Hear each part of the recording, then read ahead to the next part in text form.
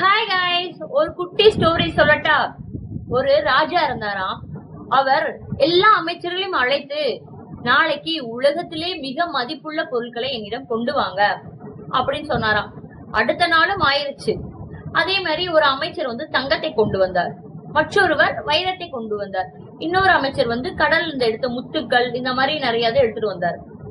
இன்னொரு அமைச்சர் வெறும் கையோட நின்றுட்டு இருந்தாரு. அப்ப ராஜா கோபமா கேட்டாரு, உன்னைய உலகத்திலே மிக மதிப்புள்ள பொருளை கொண்டு வர சொன்னேன், நீ ஏன் வெறும் கையோட நிக்கிற அப்படின்னு சொல்லி கேட்டாராம்.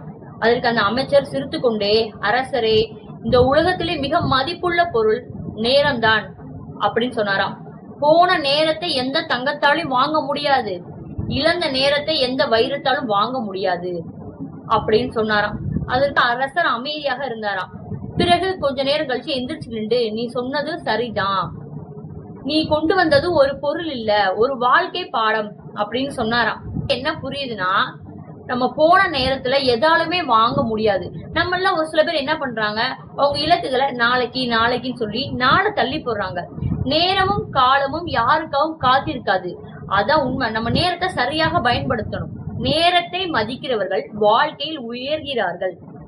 நேரத்தை சரியாக பயன்படுத்த கற்றுக்கொள்ளுங்கள், அதுவே வாழ்வின் மிகப்பெரிய செல்வம். கைஸ், இந்த ஸ்டோரி உங்களுக்கு புரிஞ்சிருக்கும்னு நினைக்கிறேன். இந்த மாதிரி ஸ்டோரிஸ் எல்லாம் பார்க்கணும்னா நம்ம சேனலை சப்ஸ்கிரைப் பண்ணுங்க, லைக் பண்ணுங்க. Please support guys. பாய்.